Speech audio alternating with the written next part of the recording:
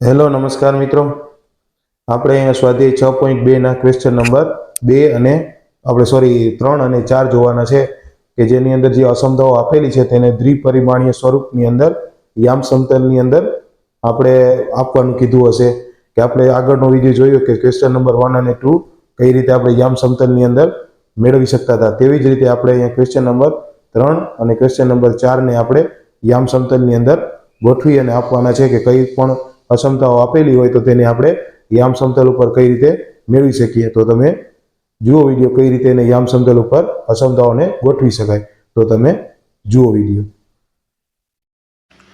Hello નમસ્કાર મિત્રો, આપણે અહીંયા એક્ઝામ્પલ નંબર 3 આપેલું છે કે એક અસમતા આપેલી છે, તે અસમતાને આપણે દ્વિપરિમાણીય સ્વરૂપ મતલબ યામ સમતલની અંદર બતાવવાની છે એ રેખાને, અને એનો આપણે પ્રદેશ શોધવાનો કીધો છે કે એનો ગણ શું થાય એ આપણે અહીંયા આ અસમતા પરથી યામ સમતલ ઉપર દર્શાવવાનું કીધું છે। તો સૌથી પહેલાં અહીંયા આપણે એક યામ સમતલ પણ લઈ લીધો છે, તો આપણે 3x + 4y less than or equal to 12 બરાબર છે। તે જે અસમતા આપેલી છે તે ગ્રાફિકલ મતલબ આપણે જે આ છે આપેલી યામ સમતલ તેના ઉપર કઈ રીતે દર્શાવાય તે હું અહીંયા દર્શાવીને તમને સમજાવું છું, બરાબર છે। તો નીચેની આકૃતિમાં આપવામાં આવી છે, બરાબર છે, કે હવે હું એ તમને દોરીને સમજાવી દઉં।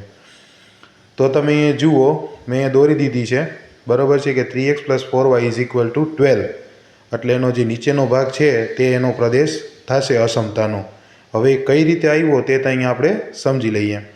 તો જે આ રેખા છે તે x અને y જે પ્લેન છે, બરાબર છે, તેને બે અર્ધ પ્લેન, બરાબર છે, કે બે સમાન અડધા ભાગની અંદર તેનું વિભાજિત કરશે, 1 અને 2માં વિભાજિત કરે છે, બરાબર છે। બે ભાગમાં એને સરખા વિભાજિત કરશે, યામ સમતલને બે ભાગમાં વિભાજિત કરે, બિંદુ આપેલ અસમાનતાને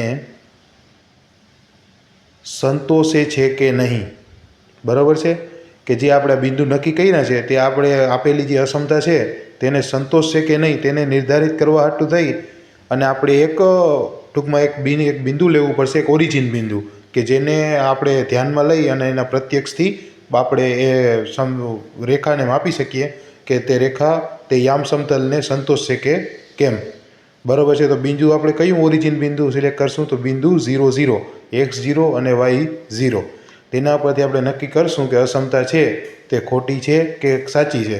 જો સાચી હોય તો તેને સંતોષશે અને ખોટી હોય તો તેને સંતોષશે નહીં। તો 3 × 0 + 4 × 0 less than or equal to 12 અથવા 0 less than or equal to 12, બરાબર છે, કે 0 છે તે 12થી નાના હોય તો એ સાચું છે। તો ઓરિજિન બિંદુ આપણું જે છે તે પ્રમાણે તે સાચું છે। તેથી હાફ પ્લેન એ અસમાનતાઓનો ઉકેલ પ્રદેશ નથી, બરાબર છે, એ અસમાનતાનો ઉકેલ પ્રદેશ ન થાય, હાફ પ્લેન છે એ, બરાબર છે। તો એનું સોલ્યુશન ક્ષેત્ર શું થશે, તો આપેલ અસમાનતાનો સોલ્યુશન ક્ષેત્ર એ રેખા પરના બિંદુઓનો સહિત, બરાબર છે, કે તે રેખા ઉપર જે બિંદુઓ છે તે સિવાયના તેનો નીચેનો છાયાવાળો ભાગ જે છે મેં દર્શાવીને આપ્યો છે ત્રિકોણવાળો, તે આખો ભાગ તેનો ઉકેલ ગણ થશે, બરાબર છે। હવે અહીંયા એક્ઝામ્પલ નંબર 4 એમ જ આપેલું છે, તેની અંદર આપણે અસમતાઓ બે આપેલી છે કે y + 8 > 2x, તો એને આપણે યામ સમતલ ઉપર દર્શાવીને આપવાનું છે કે તે યોગ્ય છે કે યોગ્ય નથી, અને અસમાનતા જે આપેલી છે તેનો પ્રદેશ શું થાય। તો સૌથી પહેલાં આપણે એક અહીંયા લાઈન લખી દઈએ છીએ કે y + 8 > 2x ની ગ્રાફિકલ રજૂઆત નીચેની મતલબ આ સાઈડમાં જે આકૃતિ આપેલી છે તેની અંદર હું આગળ દર્શાવી આપીશ તમને કે કઈ રીતે તેને દર્શાવી શકાય અસમાનતાને।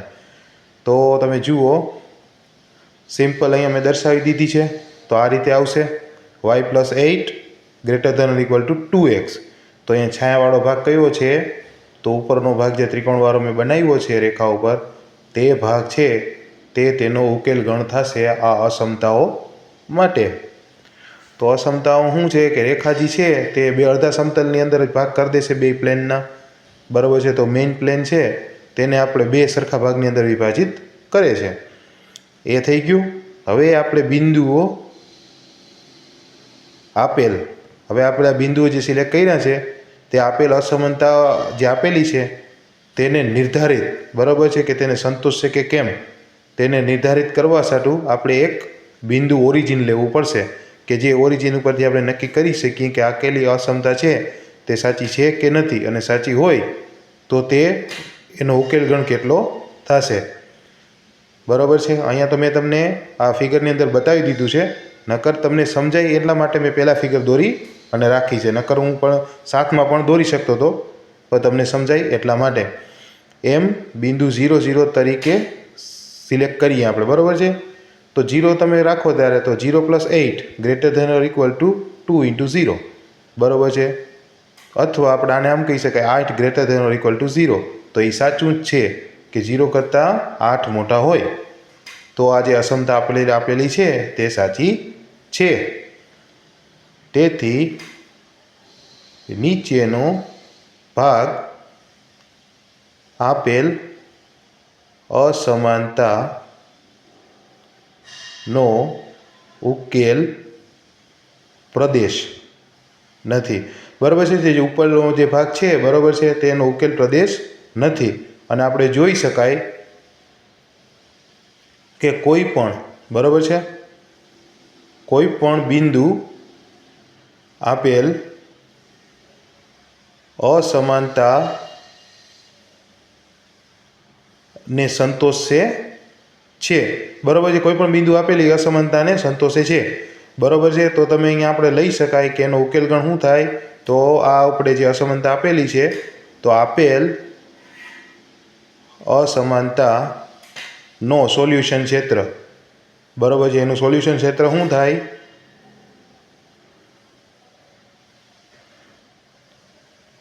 એ રેખા ઉપરના જે બિંદુઓ છે તે અને જે છાયાંકિત વિસ્તાર મેં દોરીને આપ્યો છે તે બધો તે આ ઉપર આપેલી અસમતાનો ઉકેલ ગણ થશે. તો બિંદુ 0 0 અને તે ધરાવતો અડધો સમતલ બધે તેનો ઉકેલ થશે.